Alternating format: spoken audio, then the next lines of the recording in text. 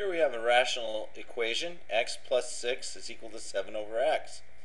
A method for solving this would be to multiply both sides of the equation by the common denominator, which in this case is x. So using distributive property, this becomes x times x, which is x squared, and then x times 6, which is 6x. 7 over x times x over 1 is going to be equal to 7, because the x's cancel.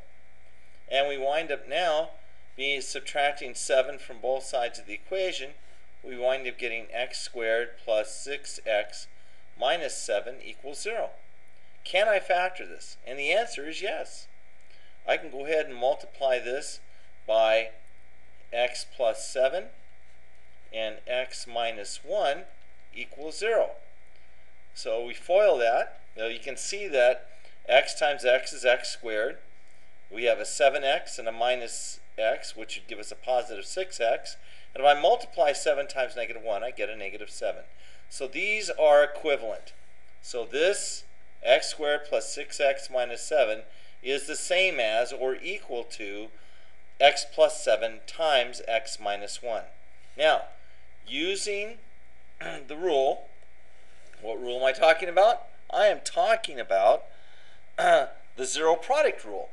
And that is when you have two factors being multiplied, in this case the quantity x plus 7 and the quantity x minus 1, when they are being multiplied together and the answer is 0, that means that either one or both of these quantities are equal to 0. So we say x plus 7 equals 0, and we say that x minus 1 equals 0.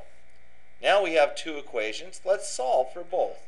So in this case, I'm going to subtract 7 from both sides. So my value of x in this case is negative 7. Here I'm going to add 1 to both sides of the equation, and I wind up getting x equals 1.